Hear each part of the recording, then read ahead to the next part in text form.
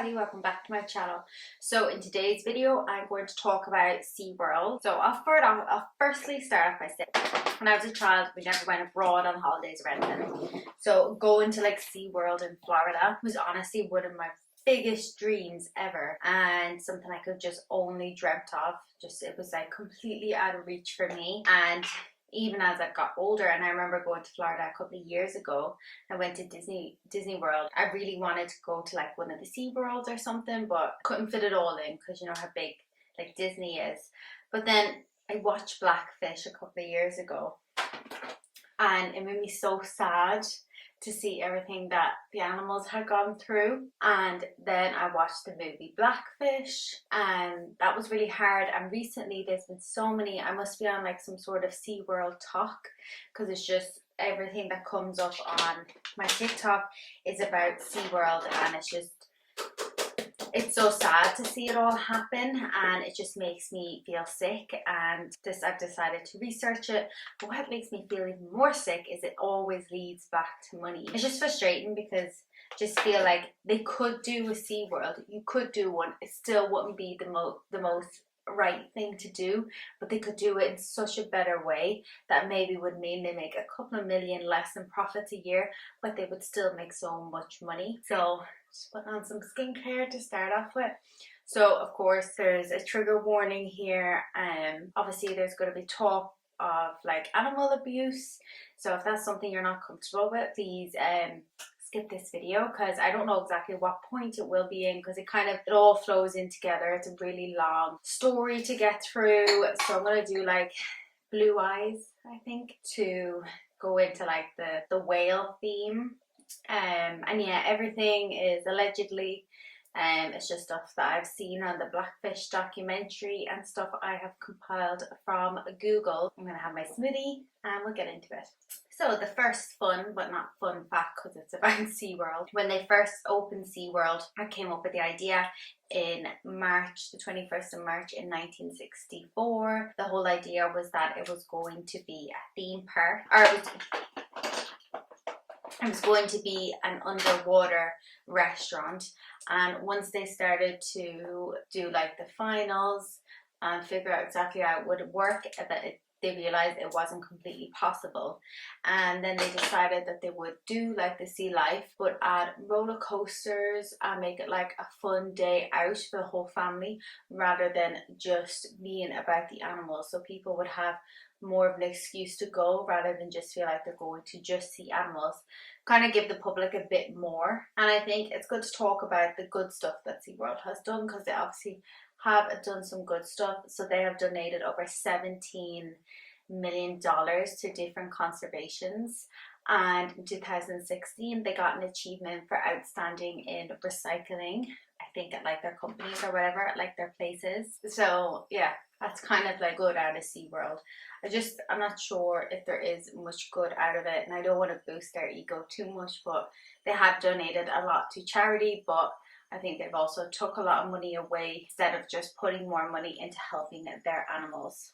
So in 2011, baby emperor penguins were took away from their families as babies, and they were flew in boxes for 20 hours. And then just used the penguins that they took to breed their penguins and move on and to make more penguins. And what's really interesting is when you actually look into penguins, I didn't really write too much about the penguins, because to be honest, there was so much information on penguins, and I love penguins myself. There's so much information on them out there that I think you could probably do just a whole fun facts video about penguins, which I might do because I do like penguins. I feel like if I'm interested in it, someone else out there is as well. But basically when penguins are born, they stay with their family, and then they migrate when they're like big enough, or when they're first born, all the mothers stay with the babies, and then the dads go off and they find the food, they come back, and then when they separate when they're big enough. But once a year all these penguins meet back together again. And a lot of animals in the wild do that because they're so close-knit and they're part of their family. that if you take them away, not any random penguin can come into the equation. You have to be part of like the family of penguins. So it's just really sad that they were taken away and they probably wouldn't be allowed back in. And I think there's so many animals out there that are so close to humans in nature. It's really sad that us humans fuck it up for them. It's so annoying that it's done like that. And I mean, it just made me feel bad. I have been to places where penguins are and go to zoos, but it's just so hard not to go and to explore, and you want to see what these animals look like, and you try not to think about how they were possibly treated. So this is just different things that like SeaWorld has done. So 2011 they did that with the penguins.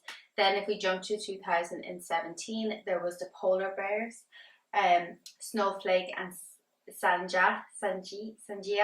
I'm going to say Sanjia, just, I'm sorry if I'm pronouncing it wrong. So they have been together for over 20 years. So they were the best of pals. And then Snowflake was taken into Pittsburgh and Sanjia died of a broken heart. And I think that is just one thing. It was like the two polar bears have been just leave them together. Don't be separating animals when they've been together so long. I mean, when you've been with your other half for 20 years, you want to just be separated last minute and been left on your own. You would die of a broken, lonely heart. It's not right. And I think it's just important to put out all these facts, because although a lot of this I will be talking about is to do with the whales, but I think it is important to let you know the other facts and things that they have done to other animals that I just really feel is not right and doesn't get spoke about enough. And then there was a beluga whale that got in a fight and got an infection in his jaw and died. Nanoc, his name was. And it's just like another example of neglect from the animals, that they didn't have a proper like people working there that should have looked after our animals, that weren't compatible together and weren't happy living together, which I think is like just so important. Because if you got a dog and then you got a new dog and they didn't get on, you would either figure out a way for them to get on, or you would hopefully find someone else that could look after that dog, because you wouldn't want the two dogs fighting at home. But if these two dogs are relying on you to make millions a year, does that change your whole idea and perspective on it? I don't know. I'd like to think not, personally. But to get a job at SeaWorld, you didn't need any qualification. So anyone could go in and work there, which you would think is fine to like work in the shop or work in sales or be just like keeping an eye on people that are sitting in the crowd. But this is like people working with the animals up close and personal. You didn't need like a vet, a marine biology like course, or as long as you could swim, it didn't matter. And there was a guy in the Blackfish documentary that said he hadn't even put on a wetsuit before working there, and I feel like that's a bit of a red flag, and he probably shouldn't have got the job. So because the story is so long and there's so many different parts in it, I'm just kind of break it down. Hopefully it will be in like yearly order, the way I explain it, of just different things that I think SeaWorld was neglected on. And all these things I'm going to talk about, I won't put videos in because I think I've given you the trigger warning, but also the videos aren't nice to actually see. And I think if you want to see the videos, you need to look them up yourself.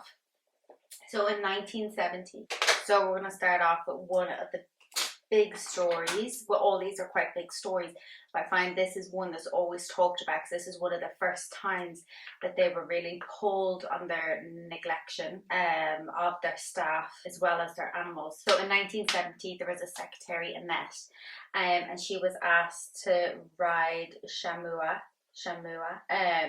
and to wear a bikini with no wetsuit, so as like a publicity stunt. So to just get on the whale, no experience, doesn't even work with the animals, she's a secretary, and they just asked her to put a bikini and go on. And she jumped on Shamu's back. She got on Shamu's back and started riding around, and then the orca whale all of a sudden pulled her leg and like dragged her underwater. And the trainers and the PR people, I guess, at SeaWorld at the time just came out to say it was just the whale being playful. And there was, you know what, if they had come out to the press and said, oh, it's just the whales being playful, it's nothing too serious, you'd say, okay. If then at this point they did do something, but they didn't even take this as a warning that the whales aren't meant to be locked up in such a closed space for so long. I think that's what infuriates me when you see like these companies, when they know something that's happening that isn't right. Like someone in the office had to have known what was going on was wrong, that was a wrong thing for the whale to do, and just reevaluate their whole system. But they didn't. They just continued going about after this. And I think that's what annoys me when I read these stories.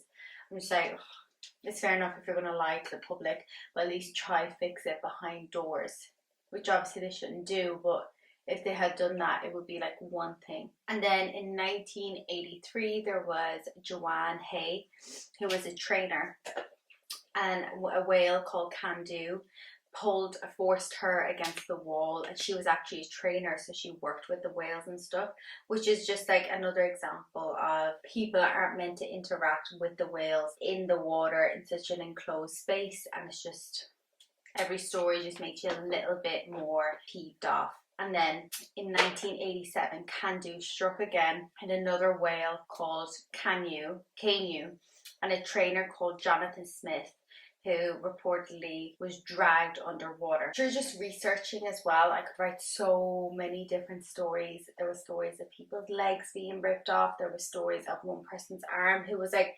bent in a U in the other way. And I just think it's just so sad that nothing was properly done about this at the time, that all these people had to go through such pain and endure it because SeaWorld did not hold themselves accountable for what they were doing. And this was in like the 80s, so obviously things had to change as they went along. But so Blackfish talked about a lot of different whales throughout the whole thing, but there's a couple of whales that I'm going to speak about more than others, just so if there's a story that I'll share in the comments. But I couldn't go through everything. I'm just going to go through the main ones from the Blackfish documentary. So the first one we're going to talk about is Tilikum. So in 1983, Tilikum was kidnapped from his family. And I say kidnapped because whales are like the closest thing to humans. They say that they have like their own language and everything. So I say kidnapped because he was kidnapped from his family. In Iceland. At the time, the seamen that like went out on this expedition to get these orcas used bombs to actually hurt the whales in order to get them to separate.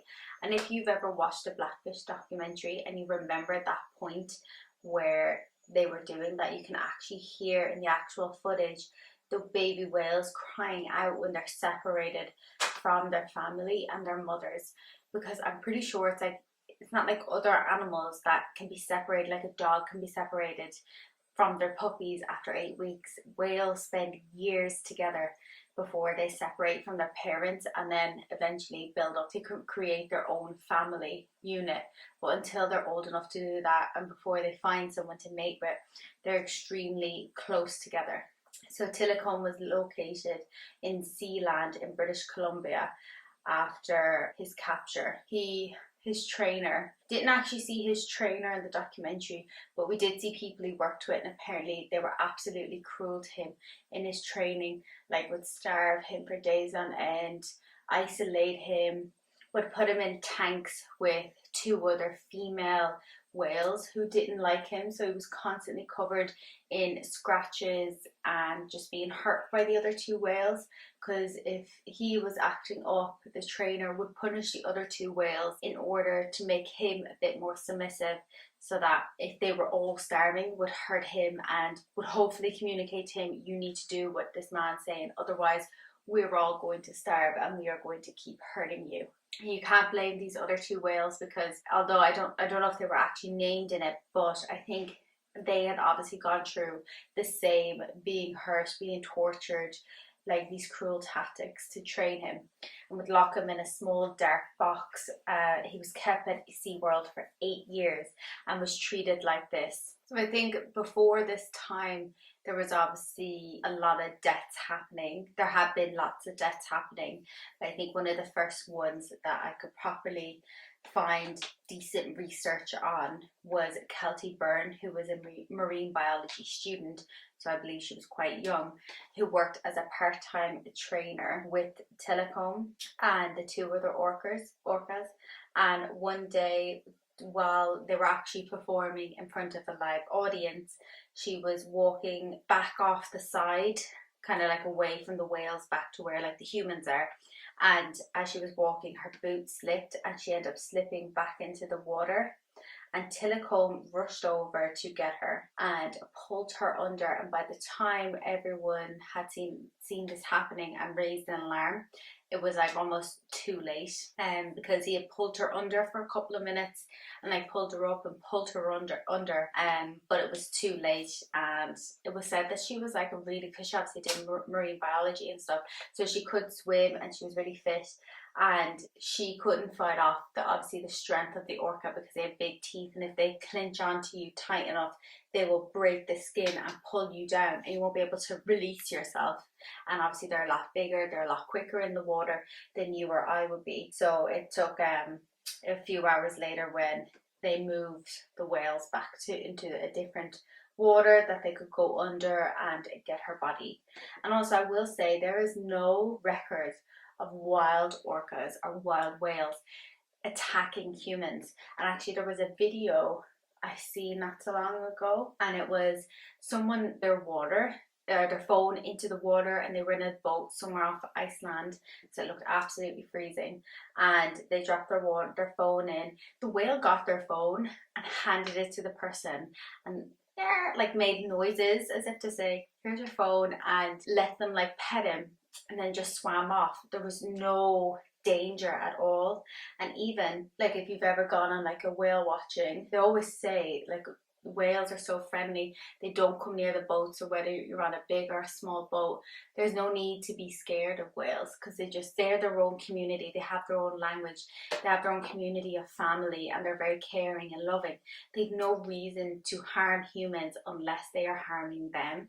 And I think SeaWorld tried to portray a very different look at them by saying they're killer whales, when they're not.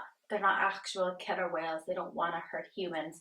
And it's just sad that they for so long had been portrayed as these cruel animals that are out to get humans, when honestly it's really not like that at all. So even after like Tillicombe essentially murdering or killing someone, he was still moved to SeaWorld and was still able to perform with people. But also in the documentary, I don't think the people that worked in SeaWorld knew his full history. Because I think as well, this was like back before social media could be a thing. They could sweep everything under the rug and just make up lies and make it seem like it wasn't as bad as it actually was, if it's just what people say. And the world moves on so quick, there's always something new and better to talk about at a time. So I think that's why it could kind of be forgotten about. And as well, if you are employed by SeaWorld, you'd imagine they wouldn't want to put their staff in any harm, that if they were going to bring another whale in, they'd want to make sure that whale was completely safe with their staff. You wouldn't think that they would bring a whale in that would harm you, and if it had done that before, you'd presume that they would obviously go through some extra training with the whale and make sure that it was completely safe for you to be around him. But they didn't care at all. And in 1999, in July 5th, Daniel P. Duke snuck into SeaWorld and was later found dead on top of Tillicombe's back. There's no video of him because they said the video is like cut out, but there were signs that he had been drowned and that his genitals had been ripped off.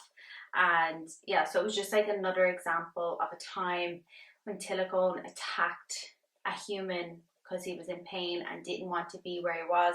And the big wigs on top didn't care, and they just kept performing and putting him out there in risk. But I think as well, there obviously probably was like CCTV, but it had to have been deleted and removed because they put it down to this guy who was drunk and like snuck in. But I just think, how was there no like proper, not even CCTV, but like security cameras around? There's always going to be people like that after a couple of drinks think that they can do something as silly as jump in with them. So it's kind of one of them things, who do you blame in this scenario? But I think definitely SeaWorld, they're definitely in the wrong. So it's kind of hard to find the exact number of SeaWorlds there is, because there's SeaWorld and there's Sealand, but they are all owned by the same people, I think. And from like looking it up, 47 seemed to be the number for the amount around the world. And if you just look it up, there is numerous attacks recorded every year and nothing is done about it because money and profits always wins over people. And I guess if there's enough secrets kept and people don't know the full truth, I mean, it'd be cool. I would think it's cool to like get a job at SeaWorld and work there. You know what I mean? You'd presume, I would presume that they're obviously treating the animals like gold and like they're the best in the world, but they weren't, and no one really knew this at the time until more allegations came to light about the situation. And in the documentary, I always just heard the saying that the whales, it was like being a human being locked in a bathtub because they're big creatures, they're really heavy, they're really long, they need lots of space. And I think, why couldn't they just give them more room? And I already said it. Like if they gave the whales more room, it wouldn't have been as right. But I think they probably would have been a lot happier because they have their communities, and some whales you can't just throw them in together. It just throws off their whole community together. The same way just throwing different like religions and cultures into the one room for like 20 years in a little bath, you would end up killing each other and going crazy because you don't agree on the same thing. So Dawn, we're going to talk about Dawn next. I think she's probably one of the main stories to talk about. So in 1995 she was 25, and Dawn Renshaw, I think, she had a degree in psychology and animal behavior, and she started working with the orcas in 1996. She became a model trainer for the show. She was super healthy, super fit. She used to do like marathons, triathlons, and yeah, if you want to know more about her, I think you should like look up the video and stuff. It is really unsettling to watch, but I think it's just a model to show you someone who was so healthy, so fit. She worked with the orcas every single day, and she still ended up getting murdered, and that was in 2010. You know, I almost feel bad saying the word murder because I just don't think, if the whales were treated better, this wouldn't have happened. If they weren't there, this wouldn't have happened. But I think it's just the company itself, SeaWorld, treated the animals with a bit more respect that they deserved and didn't just see them as money-making machines. It would have come out a lot. It wouldn't have came out as bad. I think if they had more room, better food, I think it definitely would have worked out a lot better. But silicone was still used after Dawn for breeding. I don't think he was used for shows. He would come out like every now and again just to do like a little wave to the audience because he was like the most well-known whale out of them all. But he was just used for breeding for the next 8 years. And then he died of pneumonia. So he spent his final few years alone in a lone I'll start that again. He spent his final few years all by himself after being brought up in a community of other whales with his family that he was born into, being in all the shows, and then all of a sudden he's took away from all that. I just find it so sad and heartbreaking for him. It's just so heartbreaking and sad when you just read up more about the different stories and the different things that the whales have gone through. And he was just used. I just can't imagine what his last couple of years were. He must have been so alone all the time, just used for breeding. Obviously, there was loads of protests going on. PETA got involved. There was so many different things happening that in 2015, their sales started to drop dramatically. And they closed the whale shows and they made the enclosures bigger. But what I think they did was they started doing shows that didn't have trainers in the water. So I think like when they first came out saying that they weren't going to do any more shows, it was like more just to get the company, like get their reputation back, get their name back, you know, so people would be on SeaWorld's side.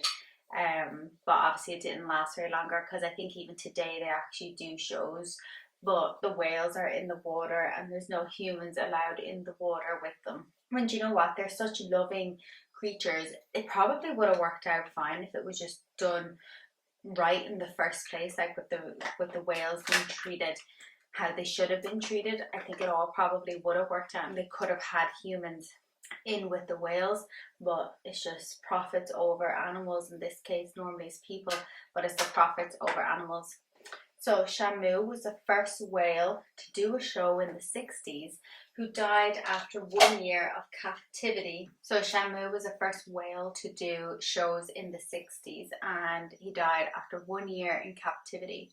And a really fun point that if you look up SeaWorld, their website, or even videos of people asking SeaWorld staff, how long do whales live? And they all say like about 10 years.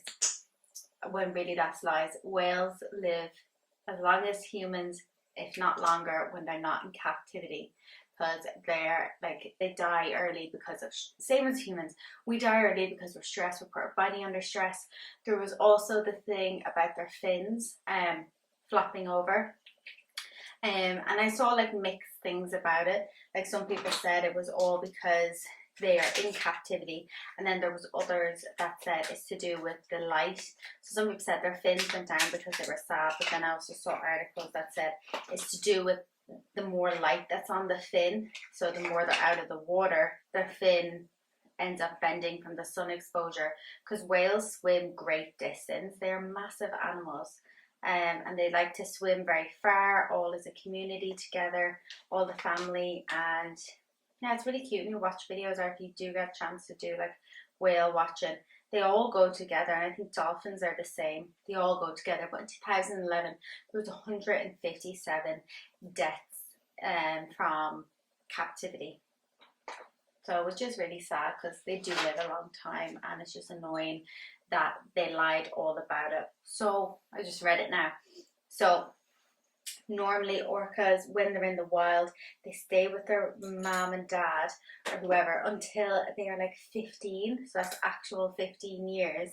But in SeaWorld, they obviously drop it a lot and they do it like less than 6 years or something like that. So yeah, I have it wrote down here. So the whales do stay with their family until they decide to make up their own family, which is whenever, because they have such a long time to live.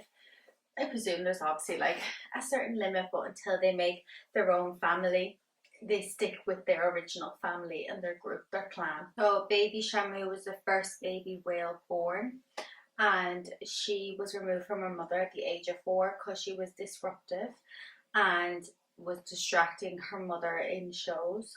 And you can actually find a video on YouTube of baby Shamu crying out for his mom because they separated him too soon. And I think it's just like another example of the whales being separated too soon and how that affected baby Shamu in the future, because they go off this scale of when they're meant to be separated from their parents. And I think no matter if they've been born into captivity, they still have it in their genes and in their blood to be with their family and their parents until like a certain age. And it's just so sad that he had to be separated. And I think there's no real silver lining at the end of this video. Normally it's like something has changed, the company is closed down. No, it's still open, it's still making millions a year. They're still making millions a year. They're still a very successful company, and I think there'll never be a proper outcome of it. Although I think people are a lot more aware now what can happen to the animals, but it's just really sad that they're still in there. And I think if you haven't seen the Blackfish documentary, I could have added so much more into this, but it wasn't too long. And it's just really sad to actually watch it. And I've actually watched it a couple of times because I watched it like years ago, and then I watched it twice recently to get all the details for this video. But yeah, I hope you learned something new, and if you're thinking of going to SeaWorld, maybe don't. Maybe go whale watching, because I think whale watching, the person that does the whale watching will answer all the questions that SeaWorld would answer you, except they'll tell you the truth. And whale watching, you don't go that close to the whales, you're far away. You get to see the way they go, you get to see them in their natural habitat, and not acting like show puppets and being forced to jump in and out of the water, and just knowing the history of it. And I think that's the thing for me, is just sometimes when I hear a story, although I did go to like a dolphin show before, but now that I've heard this story, it's really hard to ever think about doing it or going there, which is sad because it would be something that I always wanted to do as a child. It's something I'd love to do now as an adult, but I don't think my conscience could really do it, if I'm being honest. Thank you so much for watching this video, and I'll see you in my next video. Let me know what you think in the comments below, and thank you.